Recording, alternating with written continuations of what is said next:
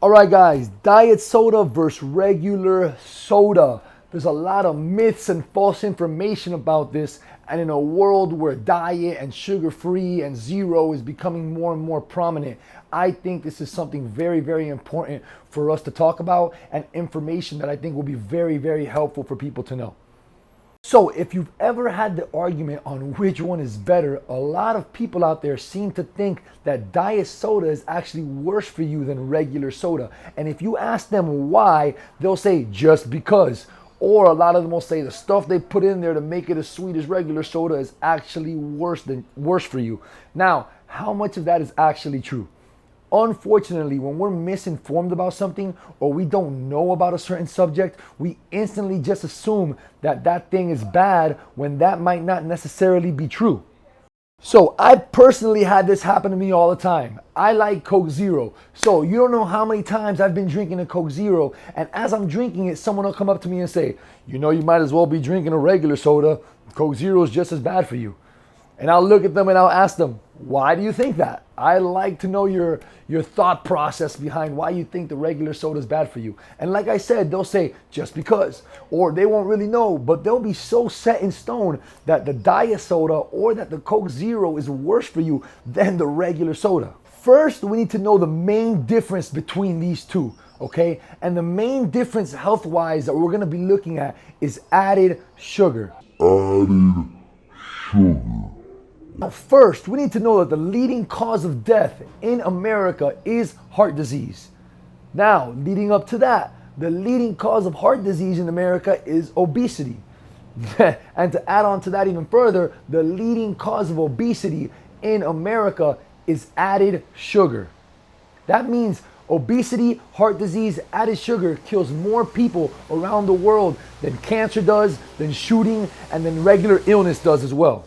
A lot of people think that aspartame or these added sweeteners cause A, cancer, or B, they elicit an insulin response that causes the body to hold more fat.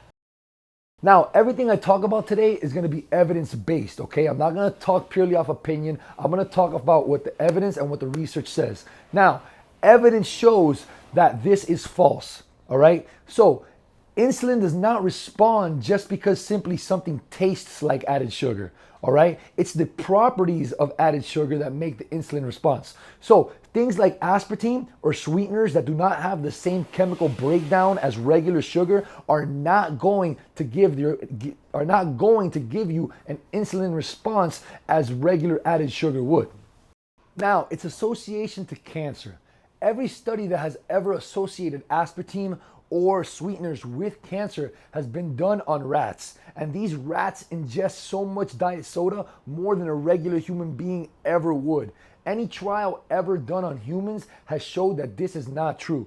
Guys, association is way different from causation. So just because a product has aspartame and that product could cause you cancer, it doesn't necessarily mean that the aspartame inside of that product is what's causing the cancer. And the trials with humans have shown that this is actually not true.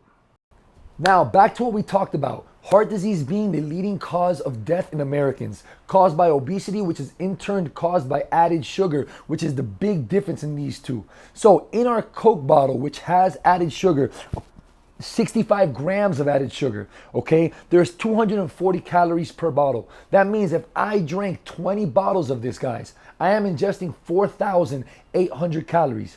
Within those 4,800 calories, there's about 1.5 pounds of fat that I am gaining from this bottle. Let's compare it to the Diet Coke, which is 0 calories, 0 grams of added sugar. If I were to ingest 20 bottles of this Diet Coke, I would gain 0 calories and I would gain no weight at all, all right?